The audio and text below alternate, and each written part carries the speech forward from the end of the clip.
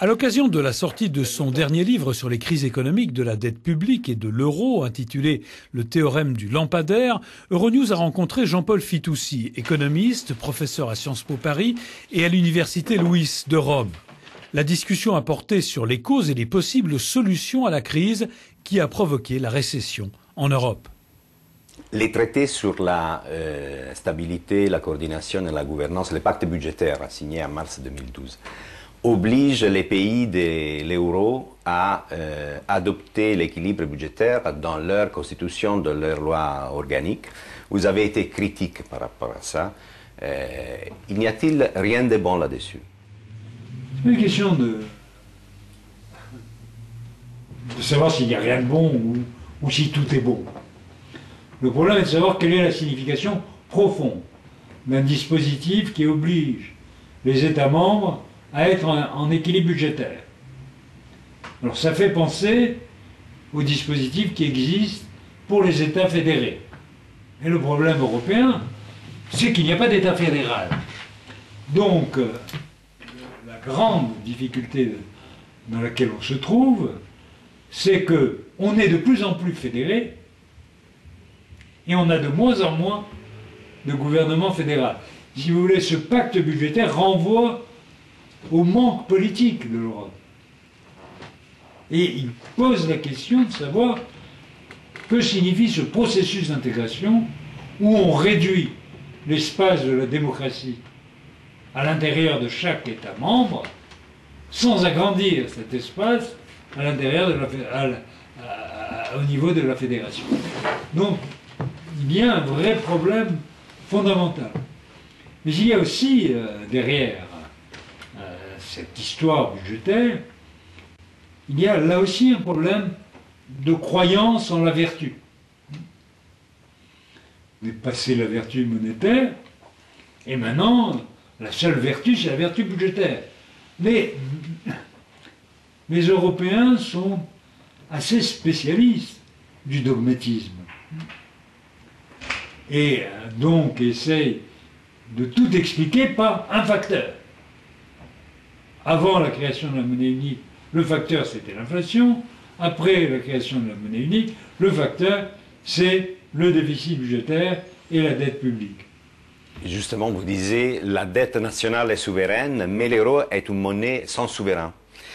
En manque d'une union politique, est-ce que l'union bancaire déjà décidée pourrait suffire?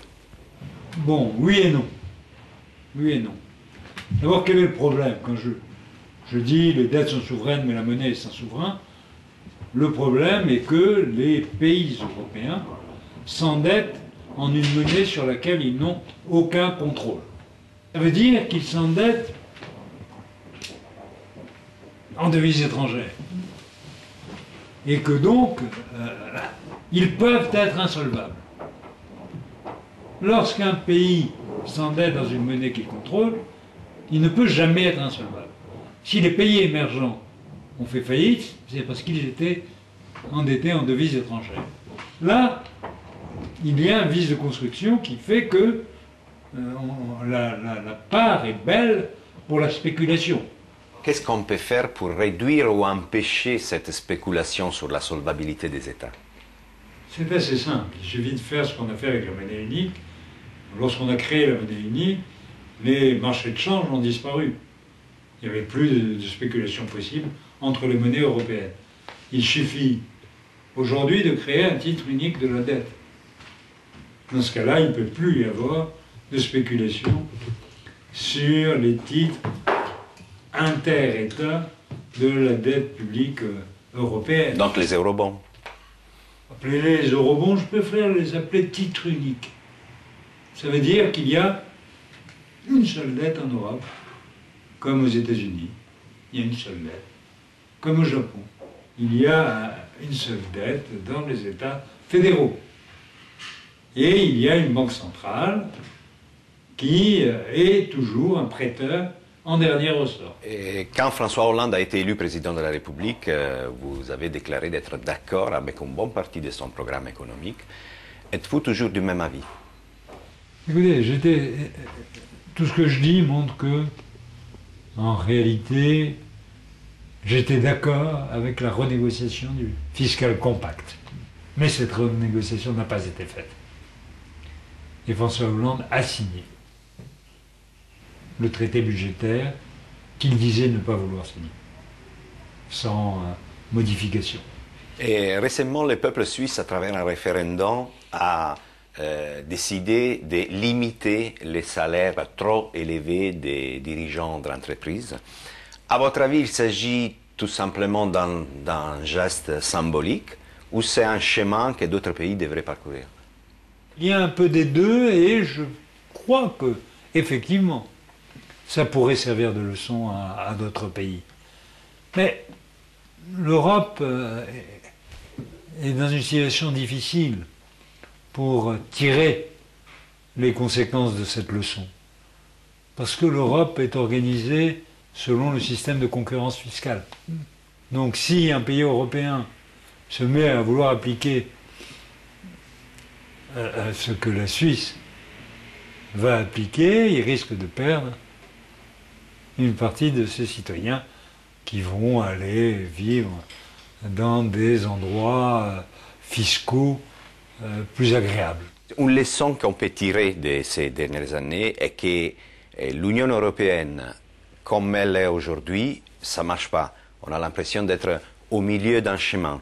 Si on n'arrive pas à résoudre ces problèmes, à aller vers l'union politique, est-ce qu'à votre avis, il faudra renoncer au projet européen? Ben, je ne sais pas. Mais c'est une question qui me crée beaucoup de soucis. Parce que je vois la souffrance des peuples partout. En Italie, en Grèce évidemment, en Espagne, en France, en Allemagne, où la pauvreté a augmenté de façon considérable, en Angleterre.